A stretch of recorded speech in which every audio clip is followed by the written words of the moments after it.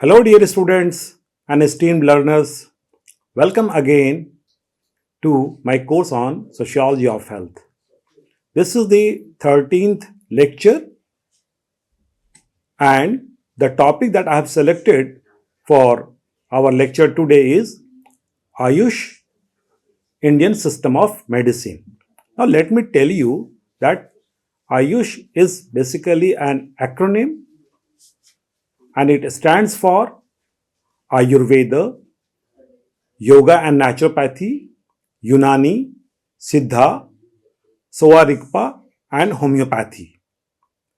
These are basically the Indian systems of medicine, often identified as traditional systems of medicine.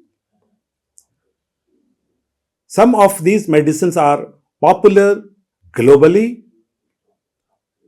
Now, in the previous lecture, we talked about traditional system of medicine, then complementary medicine, alternative medicine, and we also tried to understand World Health Organization's definition of these terms and how World Health Organization is basically promoting the idea of promotion and regulation of the traditional medicines.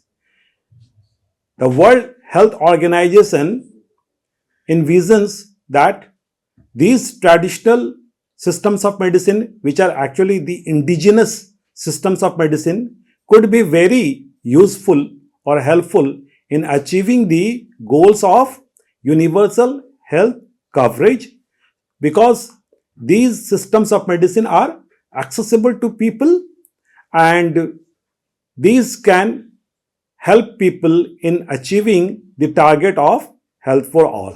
So, these systems of medicines are very important. Now, in the third week, we have covered several topics on the larger theme of medical pluralism and health behavior, and we started with the topic biomedicine. So, biomedicine as of now is global, almost universal, and that is equally applicable in India also. So, in India, we have the dominant system of medicine as the biomedicine, and along with this, we have several Indian systems of medicine also. And so, the topic is AYUSH, Indian systems of medicine. Now, the concepts that I have included in today's lecture are: first, the Ministry of AYUSH, and then the different systems like Ayurveda, Yoga and Naturopathy, Unani, Siddha, SOWA, RIGPA, and Homeopathy. Now, you may think that why did I include the ministry? Basically, India, Union of States and Union Territories, we have the ministries at the level of the union government. And at that level, we are having two ministries which are dealing with the issues related to health.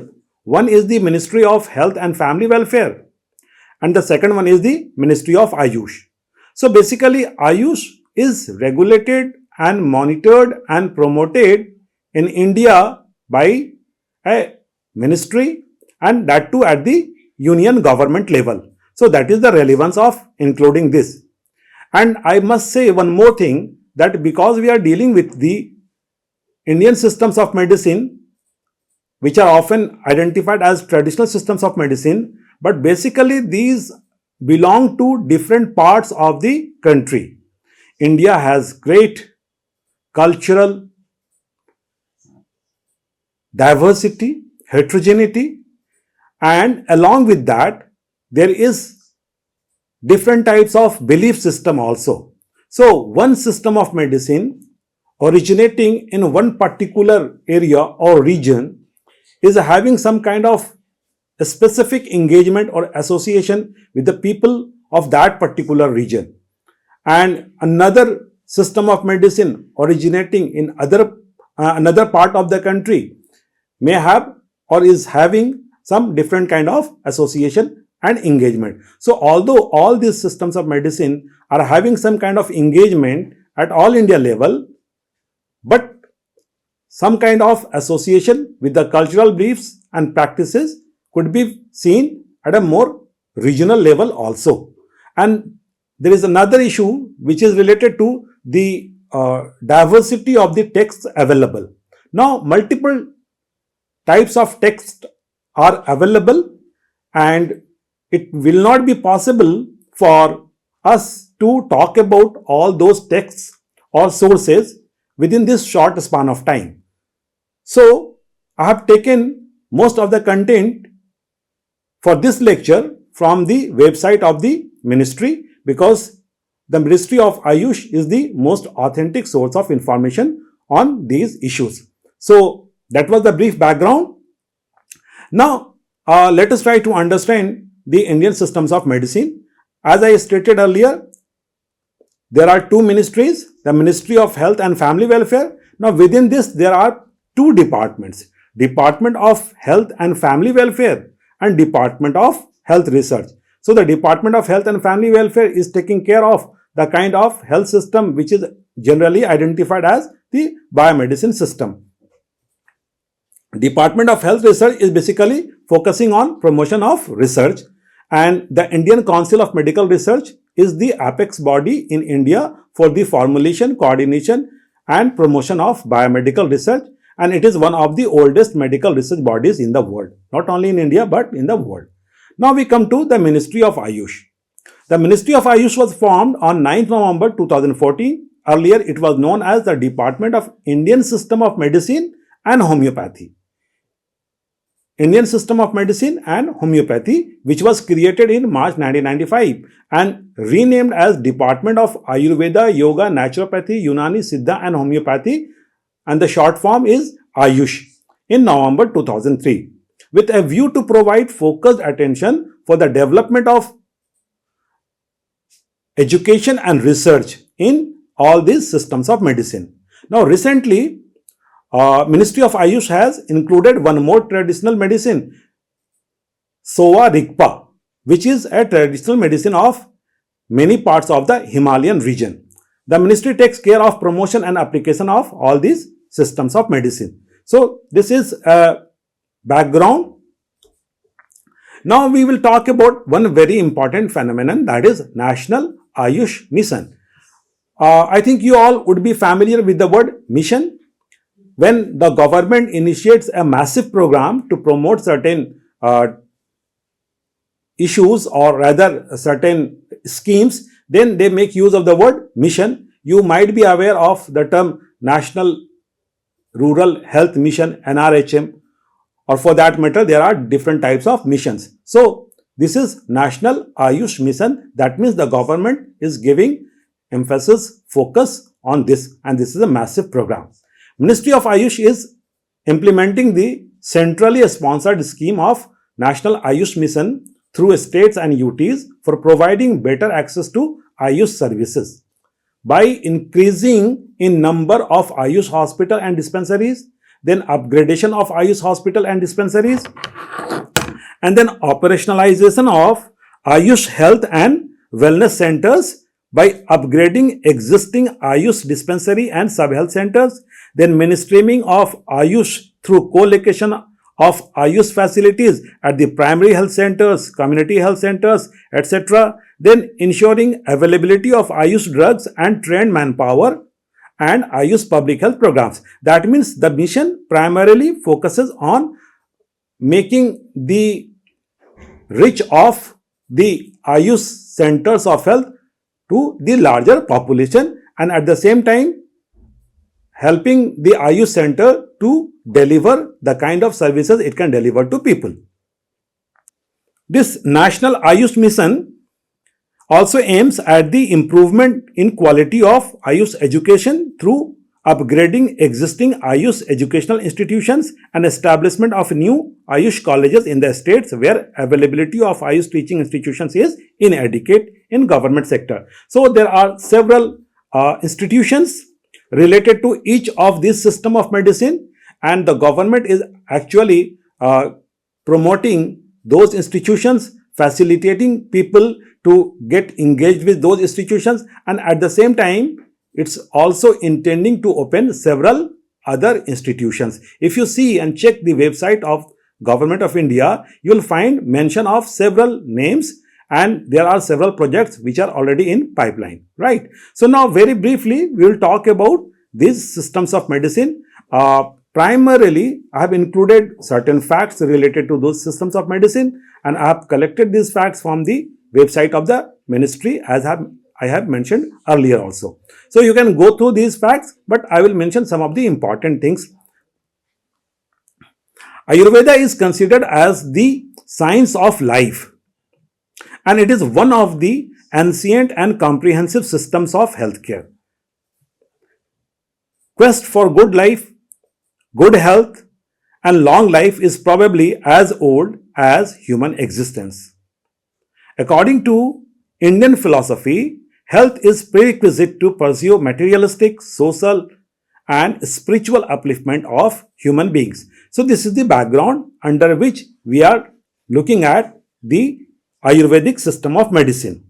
Now, this is very old, very ancient, perhaps the oldest system of medicine, because it is believed that Lord Brahma, the creator of the universe, was also the first preacher of Ayurveda. Now, four Vedas, considered as oldest Indian literatures, composed between 5000 and 1000 BC, that is before Christ, have information on treatment by plants and natural procedures. So that is the old history of Ayurveda. However, Ayurveda was established as a fully grown medical system from the period of Samhita around 1000 BC. The Compendia, like the Charaka Samhita and the Srusta Samhita, were written in a systematic manner with 8 specialties during this period. In these treatises, the basic tenets and therapeutic techniques of Ayurveda got very much organized and enunciated. And in the modern context, basically in 1827, the first Ayurveda course was started in India in the Government Sanskrit College, Calcutta. That means way back in the early decades of 19th century, we started to have Ayurveda education in the modern institutions. Now, there are several strains of Ayurveda. I have mentioned the points over here, and I would like to talk about few. First thing is this, that it provides a comprehensive definition of health. Now, we have already talked about holistic definition of health, or how comprehensive health in itself is, right? Because health includes multiple dimensions, and World Health Organization has already identified multiple dimensions of health. So we can find this kind of comprehensiveness of the definition of health in this Ayurveda system also. Ayurveda defines health as a state of equilibrium of those, that is, regulatory and functional entities of the body, dhatu, that is the structural entities, mal, that is the excretory entities, and agni, which is digestive and metabolic factor, along with the healthy state of sensory and motor organs and mind, with their harmonious relationship with the soul. So we can see this, that this notion of health basically takes into consideration the soul, the mind, and all those vital functioning of the body. Then it has a huge acceptance. India is a very big country, huge population, and in this larger context, about 80 to 90% of the population in India is reported to use Ayurveda and the other traditional systems of medicine. So we can understand that these are used by huge number of people. Then there are other important strains which include emphasis on promotion of health and prevention of disease, right? That means Ayurveda talks about the promotive health as well as the preventive health. We have been talking about promotive and preventive health in other lectures also. Then importance of diet and lifestyle. Now this is very important, that Ayurveda focuses a lot on diet and lifestyle. As we have been talking about the social determinants of health, and we have been saying that the biomedicine has not been much focusing on those determinants, but we see that these very old systems of medicine do take care of the social factors like diet and lifestyle. And that is why this is considered as providing a holistic definition of health or a holistic concept of health. Then it is very important that it provides individualized approach. That means when a person is not feeling comfortable, or when the equilibrium that we discussed in the comprehensive definition of health, when that equilibrium is disturbed, then that person would be in need of some kind of medical care or some kind of treatment, and then this Ayurveda will prescribe a specific kind of therapy or treatment for that particular person. And so we can say that this is individualized approach towards health also. And at the same time, there is universality in the approach. That means whichever principles we are talking about, they have some kind of universal applicability. And then what is very important, that this system of medicine is using the natural products and unique therapeutic approach. So we try to get a brief understanding about Ayurveda. Now the next one is yoga. Now yoga is actually very popular, and the concept of yoga has become popular not only in India but globally, right? Most of the countries of the world as of now are familiar with the concept of yoga and the practices related to yoga. This is again a very important Indian system of medicine. The word yoga comes from the Sanskrit word yuj, which means to unite or integrate. Yoga is about the union of a person's own consciousness and the universal consciousness. So the consciousness of a person is basically uniting or integrating with the universal consciousness, and this yoga is basically at the foundation. This yoga is basically at the foundation of the concept of yoga. It is primarily a way of life first propounded by Maharishi Patanjali in systematic form, Yoga Sutra. The discipline of yoga consists of 8 components, namely restraint, observance of austerity, physical postures, breathing control, which is also known as pranayam, most of you would be familiar, then restraining of sense organ, then contemplation, meditation, and deep meditation. So most of us are familiar with the concepts like asana, like the postures, then pranayam, and then dhyan, and then samadhi. So these are basically the important components of yoga.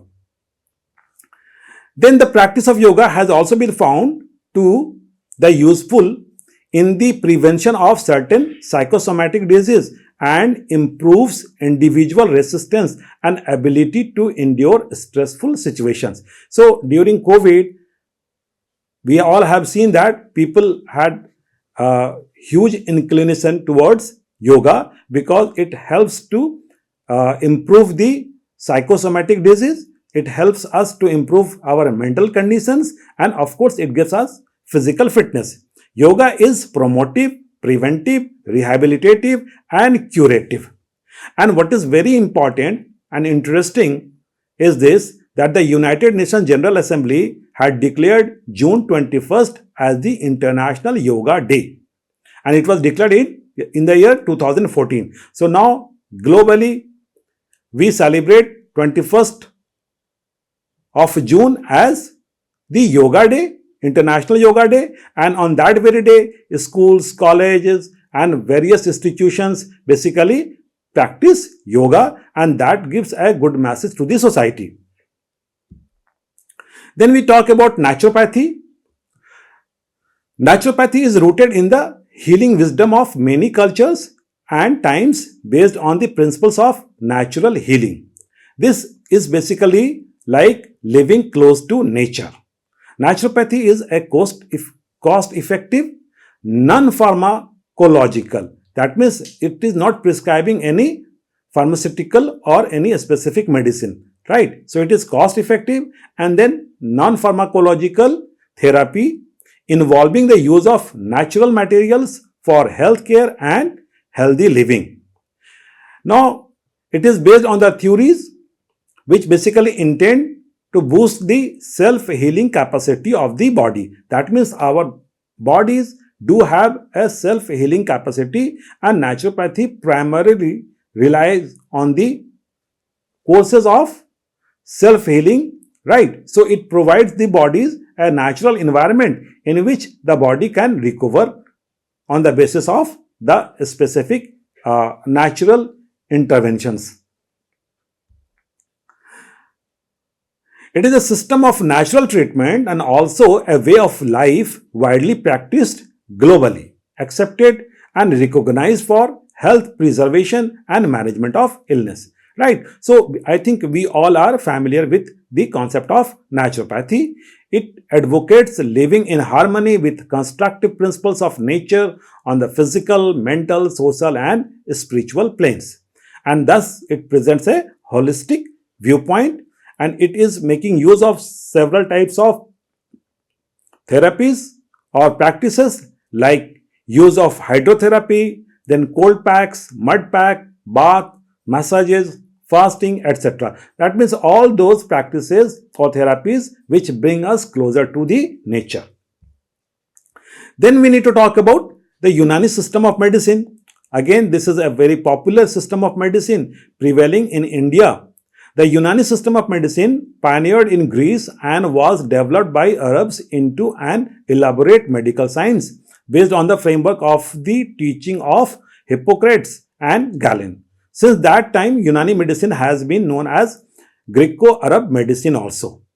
The three fundamentals of Hippocratic medicine were observation, experience, and rational principles, and basically the Unani system of medicine is making use of these. This system is based on the Hippocratic theory of four humors, viz.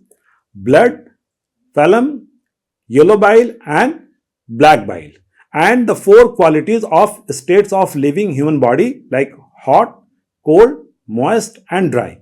And in our day-to-day uses, very often we talk about cold and hot, cold food and hot food, etc. And these are somehow the impact of this Unani system of medicine because it looks at the health and medicine from that perspective. This is still popular in many Arab and East Asian countries. In fact, Unani medicine and herbal products are gradually being used in many countries where modern medicine is easily available. That means it is used along with the modern system of medicines also. India has accepted it as one of the alternative healthcare system and has given it official status, and that is why you can find that the institutions related to Unani system of medicine is available in several parts of the country. And I would like to tell you that our own university, Aligarh Muslim University, is also having one medical college which is basically based on this Unani principle, right? So this is popular in different parts of the country. The modern form of Unani medicine that we see today is a result of a long period of evolution which occurred through exchange of knowledge between diverse countries, regions, and communities. The system is still increasing its dimensions and scope by incorporating contemporary scientific knowledge and the newest of technologies. That means this is progressing, it is expanding, and it is having new kind of engagement with people.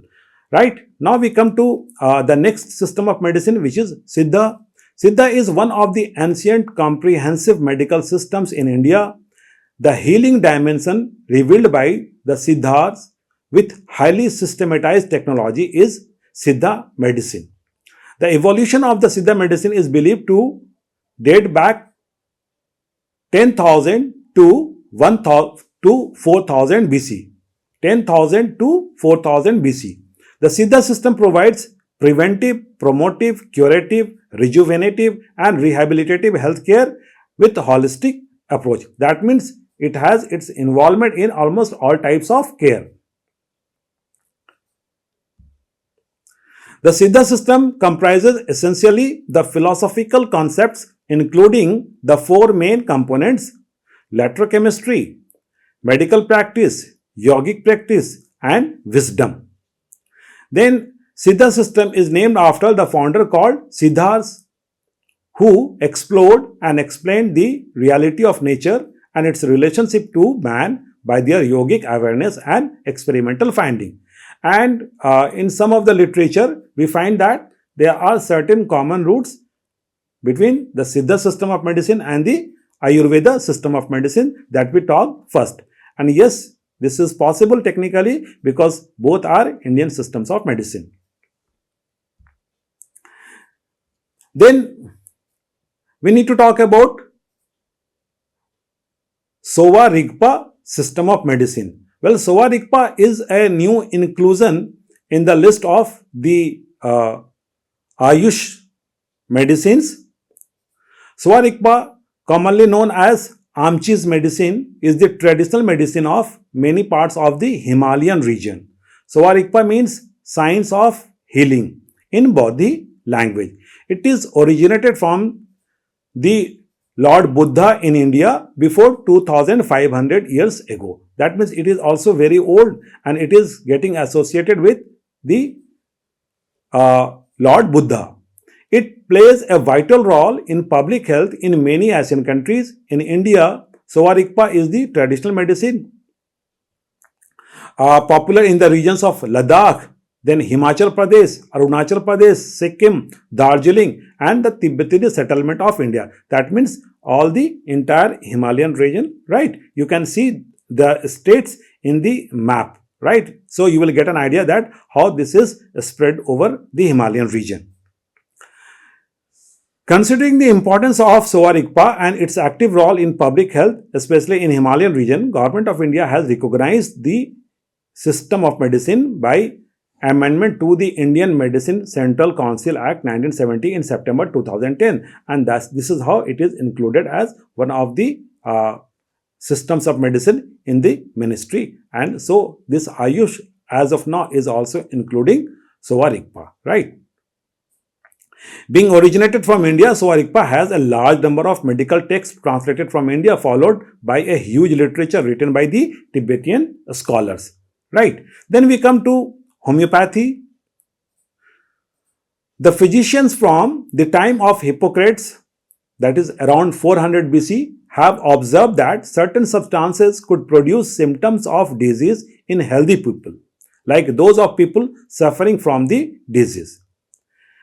Dr. Christian Friedrich Samuel Hahnemann, a German physician, scientifically examined this phenomenon and codified the fundamental principles of homeopathy. Homeopathy was brought into India around 1810 AD by European missionaries and received official recognition by a resolution passed by the Constituent Assembly in 1948 and then by the Parliament. So as of today, this is part of the AYUSH, right? So the H in the AYUSH is standing for homeopathy. It is based on the theory that the causation of a disease mainly depends upon the susceptibility or proneness of an individual to the incidence of the disease in addition to the action of external agents like bacteria, viruses, etc.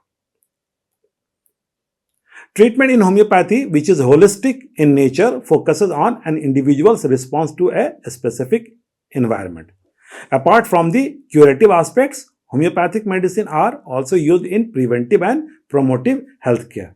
So, we talked about those important systems of medicine. All these systems of medicine are popular in India and they are all having some kind of mass engagement. So, before we close this lecture, we would like to talk about these two important things. One is think about this.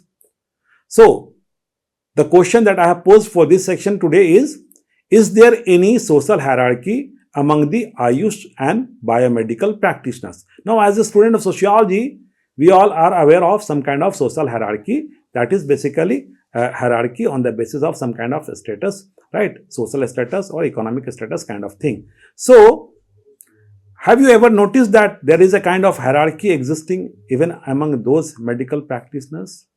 Because as a student of sociology, we need to look at the internal dynamics of the various institutions, be that the health institution or the healthcare institutions themselves. So, on the one side, we are seeing that there are different systems of medicine, but what kind of relationship is existing among those systems of medicine, we also need to understand that. And so I've given you this question. Think about this.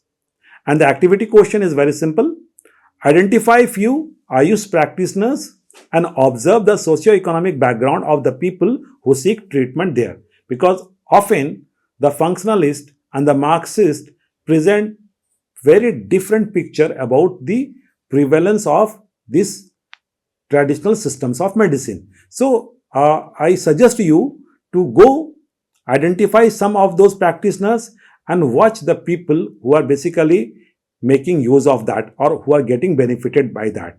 And do you find that there is any kind of difference in terms of the socio-economic background of the people who are making use of the Ayush facilities and the people who used to make use of the biomedicine system of medicine? So you will get an insight about these things. So with this, I close this lecture, and till then, take care. We'll meet in the next lecture.